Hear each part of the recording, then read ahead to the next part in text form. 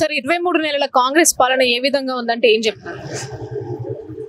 ప్రతి రంగంలో కూడా కాంగ్రెస్ అట్టర్ ఫ్లాప్ అయింది.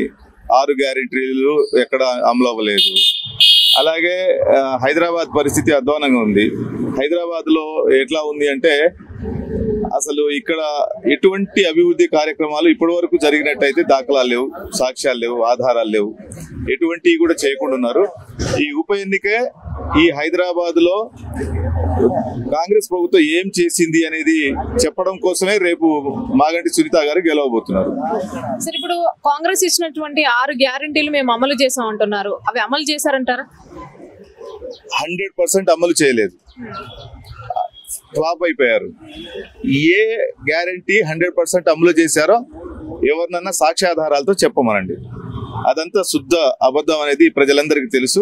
అందుకనే కాంగ్రెస్ ప్రభుత్వం ఇచ్చినటువంటి హామీలు అమలు చేయలేదు అని చెప్పడానికి రేపు మాగంటి సునీత గారు గెలవబోతున్నారు.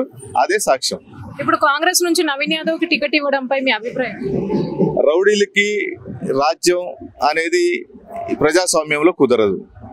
అనేక నేరాల్లో ఘోరాల్లో సంబంధం ఉన్నటువంటి నాయకుల్ని ఎప్పుడు కూడా సాధారణ ప్రజలు కావచ్చు, బిజినెస్ పీపుల్ కావచ్చు, తర్వాత ఎడ్యుకేటెడ్ పర్సన్స్ కావచ్చు యాక్సెప్ట్ చేయరు. ఎందుకు అంటే హైదరాబాద్ అనే నగరంలో ఎడ్యుకేటెడ్ ఎక్కువ మంది ఉంటారు, విజ్ఞానవంతులు ఎక్కువ మంది ఉంటారు, చదువుకున్న వాళ్ళు ఉంటారు.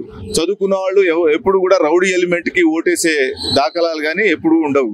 ప్రజాస్వామ్యంలో ఓటు అనేది చాలా పవర్ఫుల్ ఆయుధం. వాళ్ళు ఏవైతే కత్తులు పట్టుకొని నామినేషన్లు వేస్తున్నారో ఇక్కడ ఉన్నటువంటి ఓటర్స్ మేధావులు వాళ్ళ దగ్గర ఉన్నటువంటి పెన్ను అనే ఆయుధంతో రేపు ఓటు అనే ఆయుధంతో వాళ్ళని సర్వనాశనం చేయబోతున్నారు. ఓకే అండి, థాంక్యూ.